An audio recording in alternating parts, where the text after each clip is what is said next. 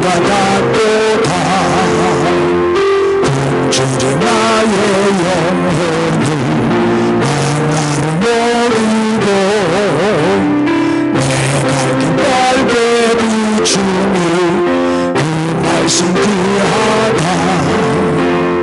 하늘의 깊은 지혜를 깨닫게 하시고 주 말씀 밝히 알도록 늘 도와주소서.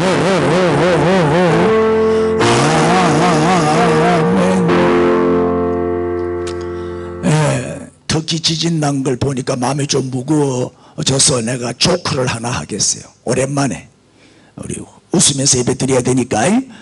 여러분, 세상에서 가장 어려운 일 두 가지가 있대요. 뭘까요?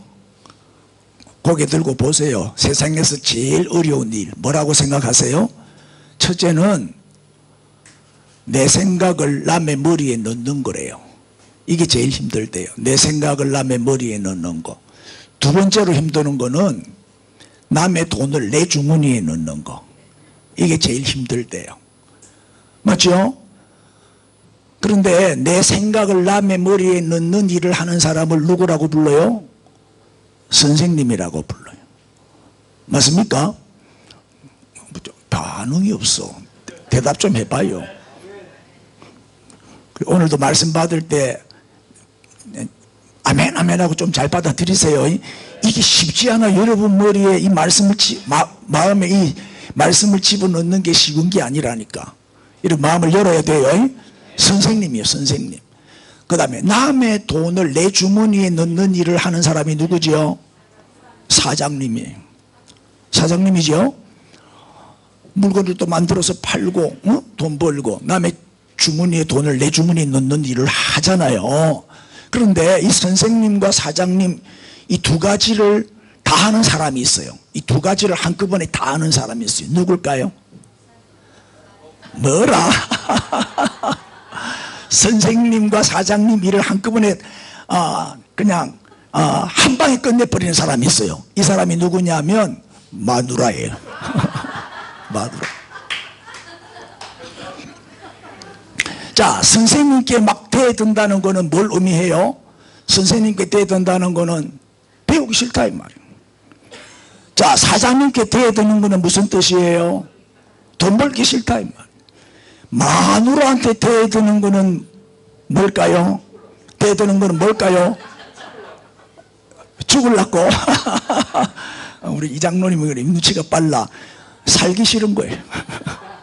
살기 싫다는 거예요. 그래, 우리 남편들 오늘도 살아남기 위해서 자 파이팅. 그 로또를 매주마다 로또 사는 친구들이 모여가지고 로또가 당첨이 안 된다고 막 속상해가지고 얘기를 막 주고받으니까 친구 하나가 있다가 뭐라고 말하냐면 나는 내 마누라가 로또야. 나는 내 마누라가 로또야 그러는 거예요. 그러니까 눈이 땡그래가지고 왜 로또인데? 맞는 게 하나도 없어.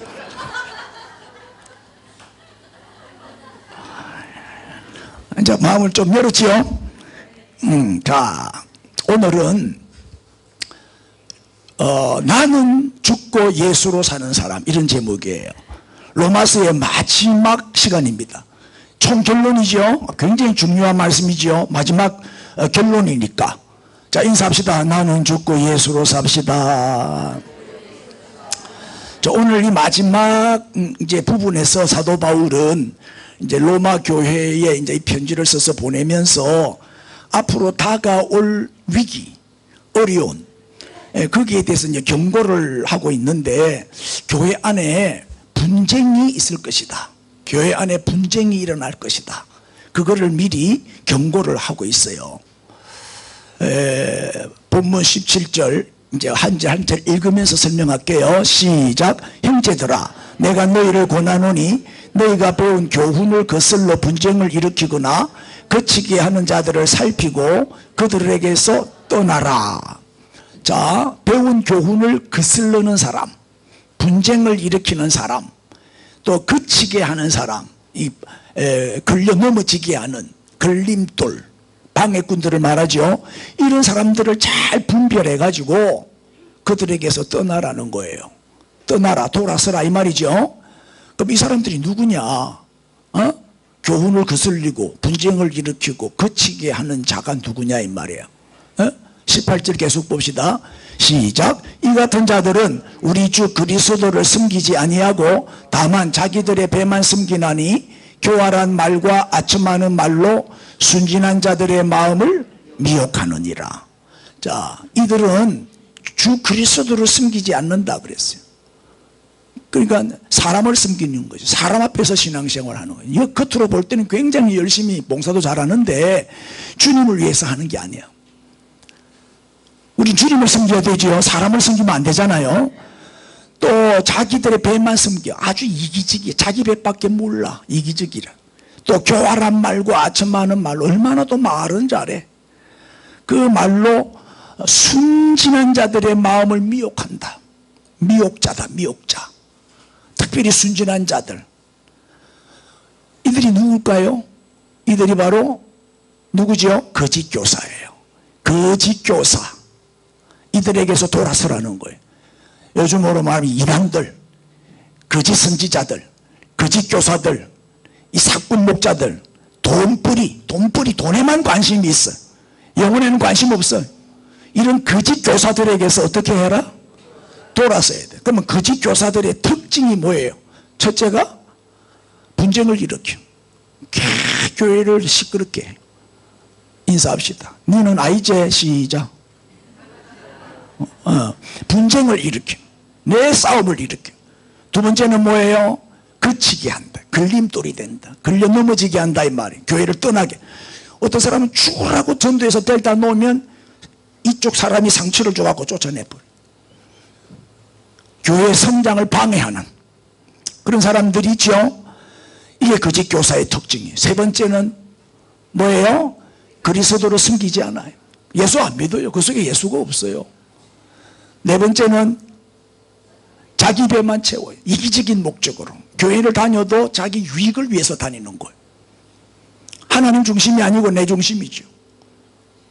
덕이 안 되면 떠나고 덕이 될 만하면 오고.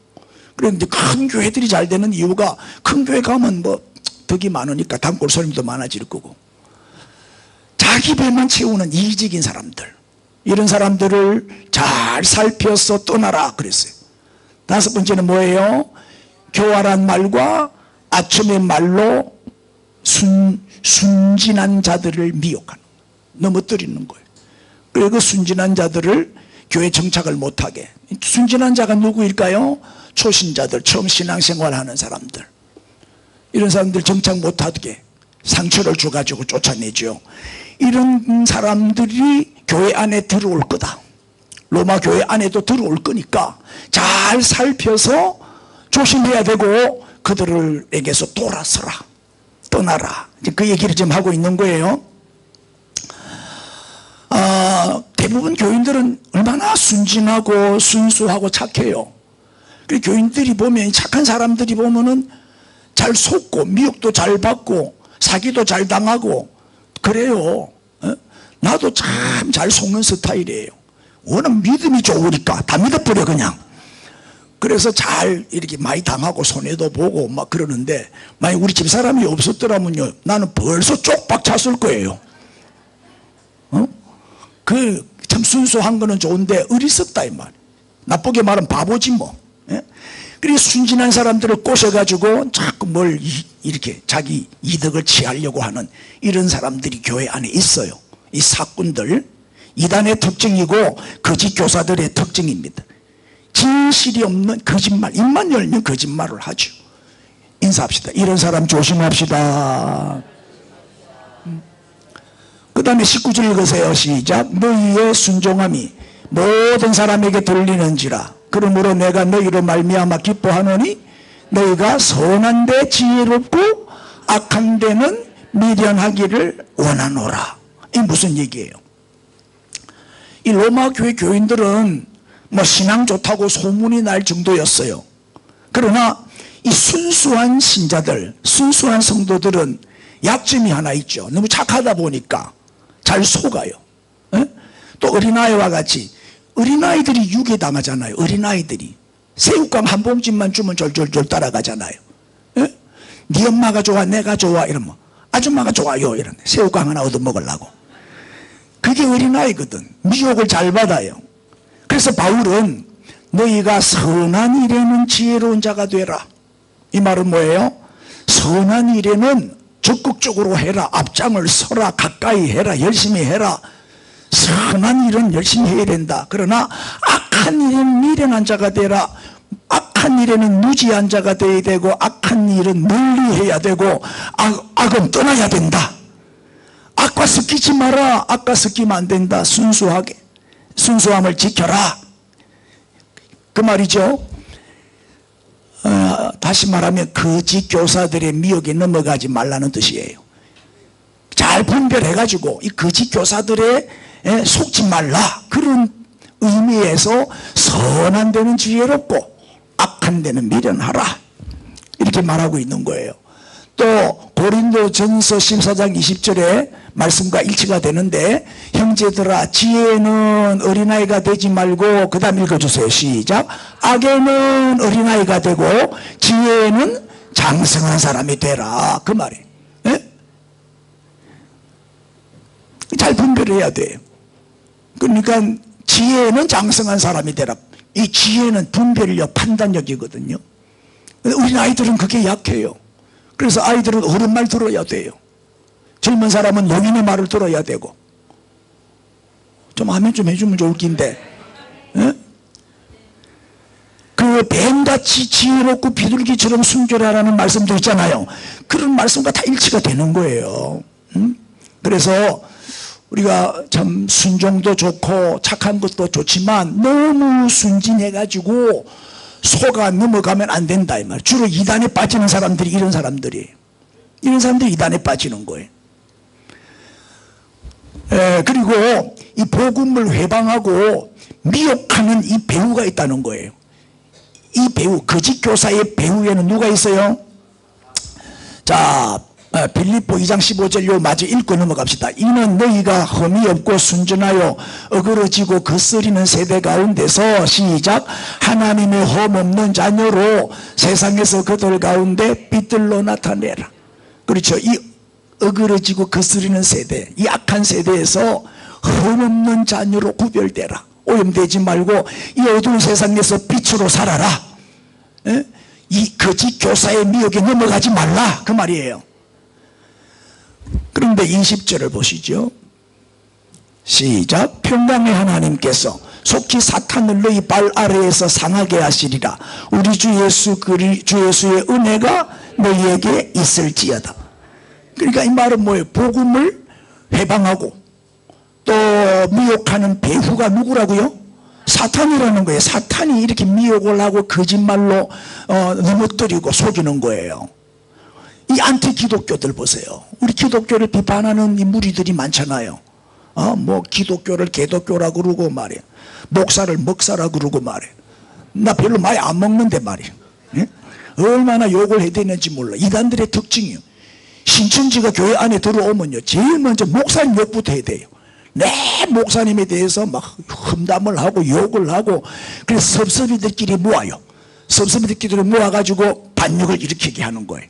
이런 거짓 교사의 속임수에 속지 말라는 거예요. 아멘. 신천지 또 하나님의 교회 아래 우리 집사람 병원에 경대병원에 갔다 나오는데 누가 노방전도를 하면서 내보고 하나님의 교회에서 나왔는데요 이거 물어봐서 막 내보고 전도를 하는 기라 깜짝 놀랐어요. 목사인 줄도 모르고 말이야. 하나님의 교회 이단들이 얼마나 설치되어 있는지 몰라. 그리 열심히 해요. 그래서 내가 막 혼을 냈어요. 어디 이런 짓을 하고 앉았느냐고. 근데 싸우려고 뭐 집사님 갑시다 그랬는데 이 신천지 하나님의 교회 이 노골적으로 이제 이단을 막 전하더라고요. 길거리 나와가 우리 신천지에서 나왔어요. 우리 하나님의 교회에서 나왔어요. 옛날에는 숨겼는데 이제는 안 숨겨. 이 공산주의자들 교회를 무너뜨리는 게 목적이거든요. 교회를 무너뜨리고 해체를 하는 게 저 사람들의 목표란 말이에요. 그 교회 안에 공산주의자들 조심해 잘 살펴야 돼요. 대답 못하는 사람은 수상한 사람이죠. 쳐다보고 너는 아니지? 시작. 이단들이 얼마나 역사하고 얼마나 슬쩍대는지 몰라. 그러나 바울이 오늘 뭐라고 말해요? 사탄의 공격에 대해서는 두려워하지 말라, 걱정하지 말라. 우리에게 격려를 하고 용기를 주고 있어요. 왜요? 사탄을 너희 발 아래에서 어떻게 했다? 상하게 하시리라. 이 말은 뭐예요? 하나님께서 사탄을 넉넉히 이기시기 때문에 사탄의 공격에 대해서 두려워하지 말라 이 말. 예? 너희 발 아래에서 상하게 하시리라. 이렇게 무슨 말씀이 생각나요? 요거는 이제 복음을 회파하고 미혹하는 배우가 누구다? 사탄이다. 그러나 하나님께서 사탄을 이기기 때문에 두려워하지 말라. 왜? 창세기 3장 15절에 내가 너로 여자 원수가 되게 하고 네 후손도 여자의 후손과 원수가 되게 하리니 시작. 여자의 후손은 내 머리를 상하게 할 것이요 너는 그의 발꿈치를 상하게 할 것이니라. 이게 창세기 3장 15절 말씀인데 이게 원시복음이죠. 최초의 복음이에요. 즉 여자의 후손이 누구죠? 예수님이에요. 뱀은 뭐예요? 사탄이에요. 그래서 이 뱀은 발꿈치를 약간 상하게 할 뿐이에요. 이게 십자가의 죽으심이에요. 그러나 3일 만에 부활하셨죠. 그러나 여자의 후손은 뱀의 머리를 상하게 한다. 머리 다치면 죽죠. 머리 다치면 죽어요. 그래 누가 이기는 거예요? 여자의 후손이 뱀을 이기는 거죠. 예? 그게 저기 원시복음이라니까요. 그리고 우리는 두려워할 필요가 없어요. 예수님이 이겼기 때문에 우리도 이기는 거예요. 그 사실을 로마서 8장 37절에서 이렇게 말하죠. 그러나 우리를 사랑하시는 이로 말미암아 시작. 우리가 넉넉히 이기느니라. 인사해서 우리가 넉넉히 이깁니다. 아멘. 마귀는 우리를 삼키려고 우는 사자처럼 삼킬 자를 찾고 두루 돌아다니지만은 우리 주님은 하나님의 자녀들인 우리를 넉넉히 이기도록 도와주시고 지켜주시고 승리하게 해주신다는 약속입니다. 그러니까 두려워하지 말라는 거예요. 그 다음에 이제 21절 이제 21절부터 23절까지 또 지난주처럼 몇 사람을 소개하고 있는데 이 내용은 고린도에 있는 동역자들의 이름을 거명하면서 한 분 한 분 안부를 전하는 내용이 21절부터 23절까지 끼어 있어요. 우리는 성경을 읽을 때 건너뛰면 안 되거든요. 전부 다 읽어야 되고 전부 다 공부해야 됩니다. 한 절 한 절 다 중요한 거기 때문에, 그죠? 그래서 21절에 보면 디모데가 나오고 누기오, 야손, 소시바드가 나오잖아요. 자, 디모데는 여러분 잘 알잖아. 바울의 동역자고 또 능력 있는 전도자고 또 2차 전도 여행할 때 바울과 동행했던 사람이에요. 뭐 마게도냐 지역, 그죠? 같이 동행을 했던 동역자죠. 그리고 바울은 결혼을 안 해서 자녀가 없으니까 믿음의 아들, 영적인 자녀, 믿음의 아들로 누구를? 디모데를 낳은 거예요. 디모데는 믿음의, 바울에게 있어서는 믿음의 아들이고 후계자였어요. 또 디모데는 경건한 신앙 가정에서 성장했죠. 모태신앙이잖아요. 외할머니가 누구였죠? 로이스. 어머니가 유니게. 그래서 3대에 걸쳐서 어릴 때부터 성경을 배우면서 이렇게 경건한 가정에서 경건하게 자란 분이 이 디모데지요. 아무나 뭐 훌륭한 목회자가 막 되는 게 아니라니까요. 저 어릴 때부터 말씀으로 잘 양육을 받았기 때문에 귀하게 이렇게 쓰임 받는 거예요. 고린도 후서와 빌립보, 골로새, 데살로니가 전후서와 빌레몬서는 바울과 공동 집필자예요. 바울이 이 디모데와 함께 내가 이 편지를 썼다, 그런 언급이 나와요. 그 정도로 디모데는 귀하게 쓰임을 받아요. 자, 누기오는 누구냐? 정확하게는 알 수 없지만 안디옥 교회 교사 중에 한 사람, 구레네 루기오일 것이다, 이렇게 추정을 해요. 그 다음에 야손은 데살로니가에서 전도할 때, 데살로니가에서는 굉장히 핍박을 많이 받았잖아요. 그때 야손이라고 하는 사람이 바울을 자기 집에 모시고 재워주고 먹여주고 보호해 준 사람이에요. 참 고마운 사람이죠. 그 다음에 소시바드는 베레아에서 사역할 때 도와준 사람인데, 베레아 사람 소바드가 바로 소시바드라고 그래요. 이 사람이 이제 이방교회, 마게도냐 지역에 있는 교회들이 헌금을 해가지고 예루살렘 교회가 어려움 당할 때, 흉년이 들어가지고 힘들 때 헌금을 전달해 준 사람이 소시바드예요. 그 다음에 이제 22절에 보면 이 편지를 기록하는 나 누구도 드디어도 주 안에서 너에게 문안하노라. 여기 드디어는 뭐예요? 이 편지를 기록하는 나 이랬으니까 드디어는 누구다? 본서의 대필자다. 대필자. 그 바울은 불러주고 또 드디어는 받아 적고 바울의 동력자로서 로마서를 대필한 사람이에요. 좀 귀한 사람이죠. 왜 그랬냐? 바울이 1차 여행할 때 밤빌리아에서 눈병에 걸린 적이 있었대요. 그래 그때 시력을 다 잃어버린 거야. 그때 눈이 많이 나빠져서 글을 제대로 못 읽는 거죠. 그 다음에 또 한 가지는 다메섹 도상에서 예수님을 만나잖아요. 그때 그 광채, 그 하나님의 영광의 광채잖아요. 그 그리스도의 그 영광의 빛에 눈이 노출이 돼가지고 시력을 잃어버렸잖아요. 3일 동안 앞을 못 봤죠. 소경이 된 후에 회복은 됐지만 그 후유증으로 인해 가지고 늘 돋보기 안경을 쓰고 안질로 고생을 했다 하는 기록이 있잖아요. 그래서 거기에 근거해서 도저히 앞을 볼 수도 없고 쓸 수도 없는 상황이었기 때문에 이 로마서를 집필할 때는 드디어가 받아쓰기를 했다. 대필을 했다. 그만큼 중요한 인물이 드디어. 갈라디아 6장 15절에도 보면 이런 말씀이 있어요. 너희의 복이 지금 어디 있느냐? 내가 너희에게 증언하노니 시작. 너희가 할 수만 있었더라면 너희의 눈이라도 빼어서 나에게 주었으리라. 이 갈라디아 교회 교인들이 얼마나 목회자인 바울을 사랑했던지 앞을 못 보니까 더듬거리니까 내가 눈이라도 빼서 드리고 싶다 그렇게 말할 정도로 갈라디아 교인들은 목회자 이 바울을 사랑했다는 거예요. 그런데 눈 이식 수술이 그때는 발달되지가 못해가지고 2000년 전이니까 지금 같아서는 빼줬겠죠. 여러분들 눈 빼줄 수 있어요? 바로 아무도 아멘 없잖아. 내 다 알아요. 나한테 눈 빼줄 사람 아무도 없다는 거 내 다 알아요. 그래도 괜찮아요. 주일날 이렇게 예배 드리러 나와주는 것만 해도 너무너무 고맙고 너무 여러분 사랑스럽고 그래요. 귀하고. 눈 안 빼줘도 되니까 너무 부담 갖지 마세요.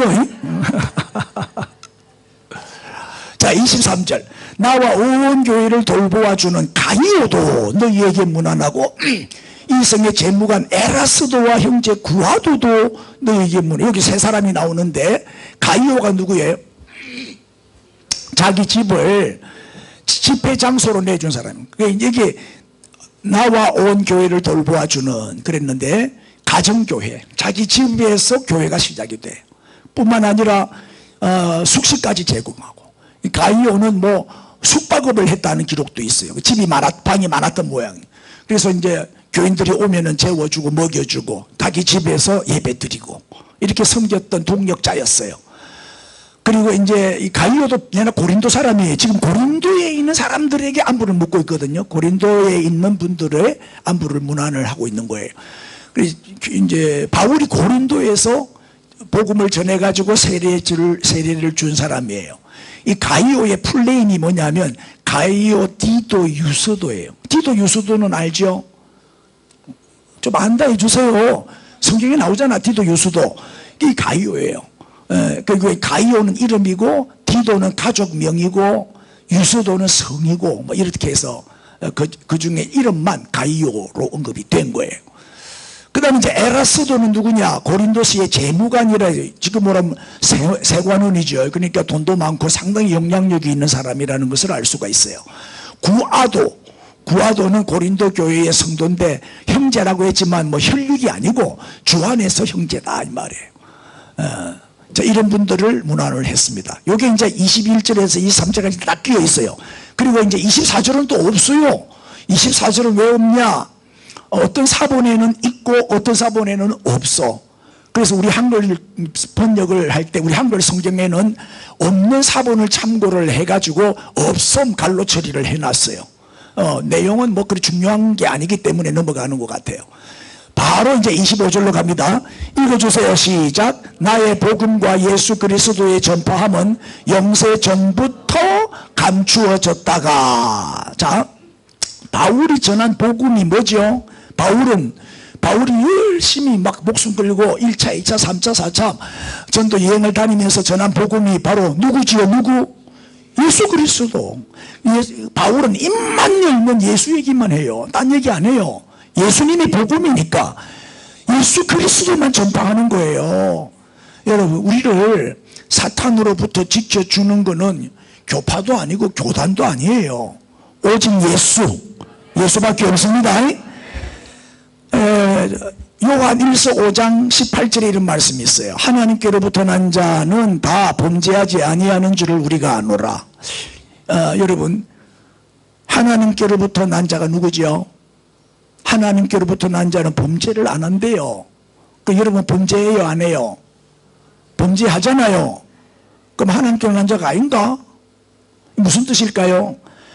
하나님께로부터 난 자라, 이 말은 뭘까요? 예수님을 믿음으로 구원을 받아서 하나님의 자녀가 된 그리스도인을 말하죠. 우리가 다 하나님께로부터 난 자 맞잖아요. 이런 자는 다 범죄하지 않는다 그랬어요. 이 범죄는 뭐 생활 속에 범하는 실수, 뭐 자범죄, 뭐 이런 걸 말하는 게 아니고 예수님을 부인하는 죄, 근본적인 죄를 말하는 거예요. 예수님을 절대 떠날 수 없어요. 예수님을 거부하거나 부인하거나 욕하거나 비판하거나 대적하거나 그런 죄는 절대 지을 수 없다 이 말이에요. 이 말 성령해방죄라 말. 성령해방죄, 불신죄. 안 믿는 죄보다 큰 죄가 없어요. 제일 큰 죄가 안 믿는 죄예요. 우리가 전도하잖아. 지금 태신자 정해놓고 이런 양찾기 운동하죠. 아무리 전해도 안 믿어. 끝까지 안 믿어. 그 죄가 제일 큰 죄란 말이에요. 그 죄 때문에 지옥 가는 거예요. 사람을 죽여도 회개하고 돌아오면 다 용서받아요. 그렇다고 해서 뭐 죽이라는 말은 아니고 다 용서받을 수 있지만 안 믿는 죄, 불신죄는 용서받을 수가 없는 거예요. 이게 성령 해방죄고 이게 예수님을 부인하는 가장 근본적인 죄이기 때문에 이런 죄는 범하지 않는다는 거예요. 할렐루야. 그리고 습관적인 죄, 반복으로 짓는 죄, 고의적인 죄는 안 지어요. 맞죠? 뭐 실수는 한번 할 수 있지만 또 하고 또 한다면 문제가 있는 거예요. 그거는 질릴 때는 또 가만히 있는다. 또 크게 합시다. 아멘. 그러면 저기 보세요. 하나님께로부터 나신 자는 누구요? 난 자가 있고 나신 자가 있어요. 난 자는 우리고 하나님께로부터 나신 자는 누굴까? 예수님이지. 존댓말 썼으니까 예수님을 말하는 거예요. 예수님이 그를 지키심에 우리를 지키신대요. 할렐루야. 악한 자가 그를 뭐하지도 못하게 만지지도 못하게. 악한 자가 누구지요? 사탄 마귀잖아요. 사탄이 우리를 만지지도 못하도록 우리를 보호하시고 지키시고 승리하게 하신다는 거예요. 자, 예수님은 우리 죄를 사하시기 위해서 십자가에서 대신 죽어주셨어요. 여러분 믿습니까 정말? 로마서 5장 8절에서 분명히 말하고 있죠. 우리가 아직 죄인 되었을 때에 그리스도께서 우리를 위하여 시작 죽으심으로 하나님께서 우리에게 대한 자기의 사랑을 확정하시. 그러니까 십자가가 뭐예요? 사랑의 정표지요. 우리를 얼마나 사랑한다는 건 십자가로 딱 증명이 되잖아요. 그리고 십자가만 쳐다보면 눈물이 나잖아요. 두 사람 만나네.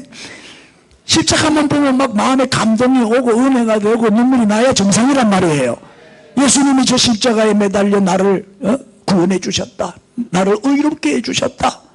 나 같은 죄인 억만 죄악 가운데서 나를 건져주셨다 생각하면 눈물 안 나요?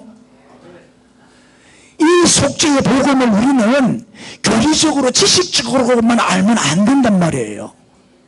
정말 우리를 위하여 죽으신 이 예수님이 우리와 함께 하시고 지금도 하나님 보좌 우편에서 우리를 위해서 중보 기도하고 계시고 지금은 그의 영 성령으로 오셔서 우리를 지켜주시고 보호해 주시고 있잖아요. 이것을 우리가 알고 믿어야 복음을 바로 알고 믿는 거예요.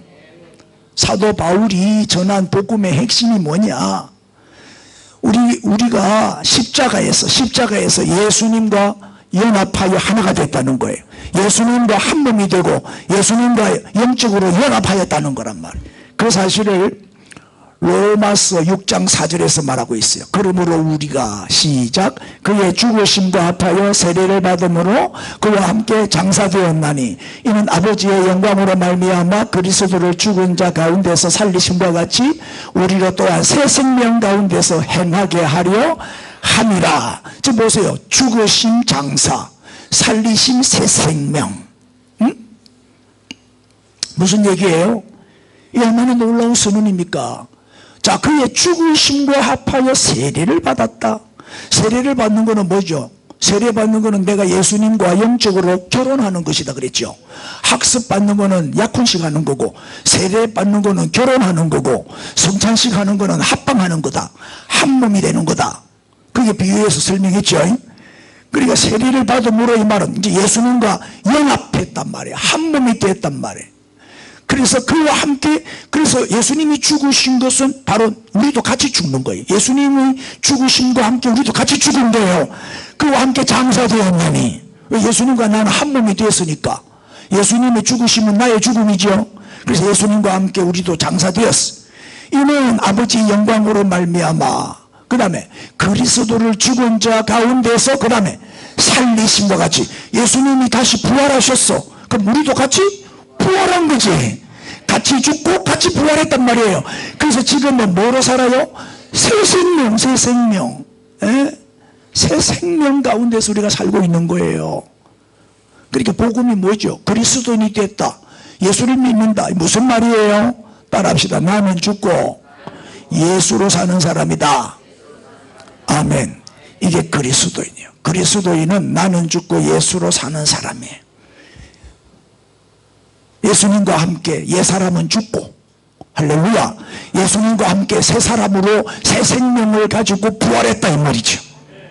이제는 우리가 예수님과 연합하여 한 몸이 되었습니다. 그걸 기념하기 위해서 우리가 한 달에 한 번씩 성찬식을 하는 거예요. 예수님과 함께 죽고 예수님과 함께 살아서 이제 새 생명 안에서 살아가는 사람, 나는 죽고 예수로 사는 사람, 그 사람이 그리스도인이에요. 나는 죽고 할 때 이 말은 뭐예요? 과거에 내가 종로로 타던 옛사람이 죽었다는 거예요. 육신의 종로로 타던 옛사람이 예수님께서 십자가에서 죽으실 때 예수님과 함께 죽었다는 것을 믿는 거예요. 그리고 또 부활하신 예수님의 생명으로 우리가 다시 살게 되었다는 거예요. 자, 로마서 6장 11절에 이와 같이 너희도 너희 자신을 죄에 대해서는 죽은 자요, 다음에 그리스도 예수 안에서 하나님께 대해서는 뭐요? 살아있는 자로 얘기해. 그 죄에 대해서는 이미 죽었고 이제 예수 안에서 뭐예요? 하나님께 대하여는 살아있고, 죄에 대해서는 죽었고 예수님에 대해서는 살았고, 나는 죽고 예수로 산다 이 말이에요. 잘 설명이 됐어요? 뭐 안 돼도 할 수 없어. 무조건 아멘 하면 돼.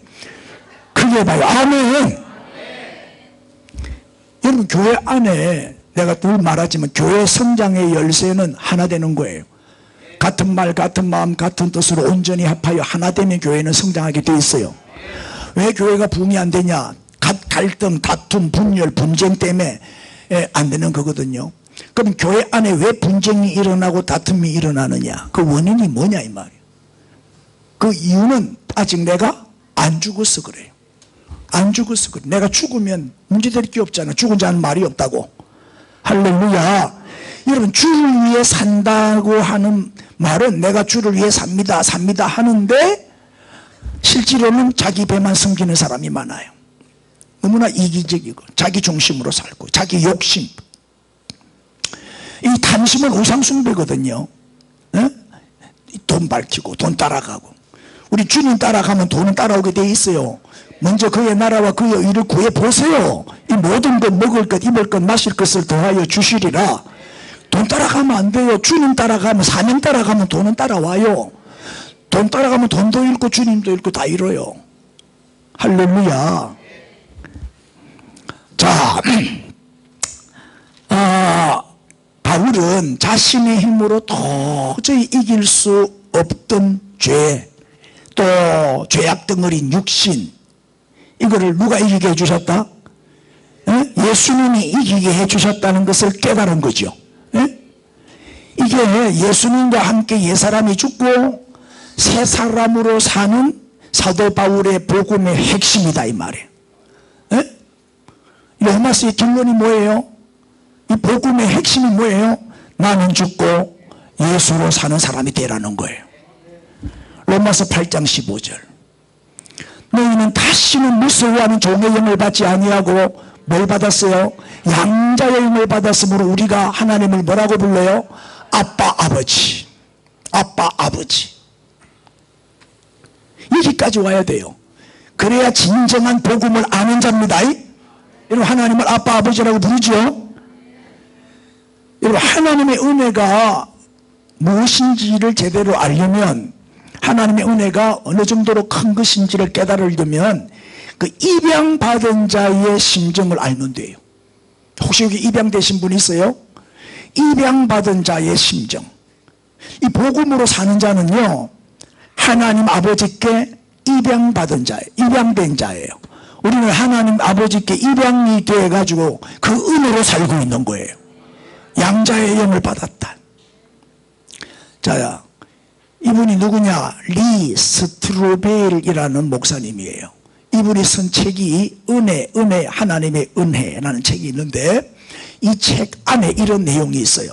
6.25 전쟁 중에 미군 아버지와 한국 어머니 사이에서 혼혈아로 태어난 소녀의 얘기가 나와요.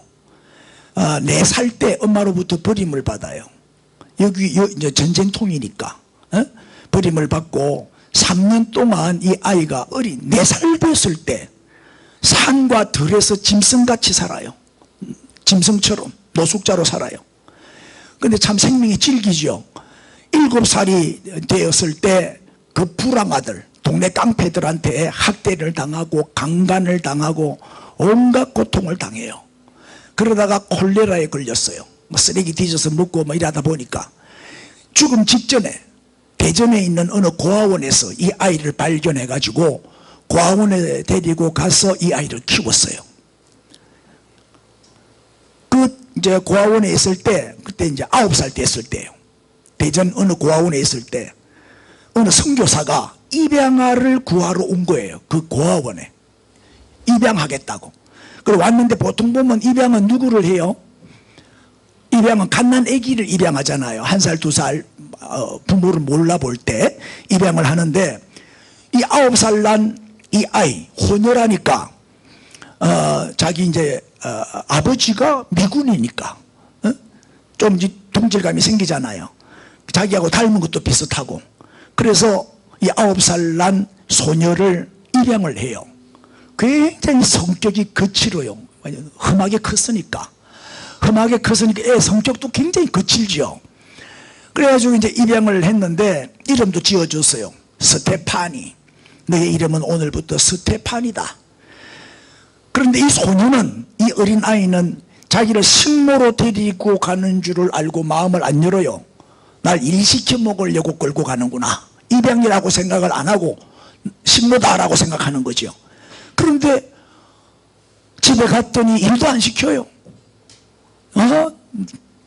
예쁜 옷도 입혀주고 좋은 거 맛있는 거 사주고 너무 잘해주는 거예요. 너무 사랑으로 친절하게 잘 대해주는 거예요.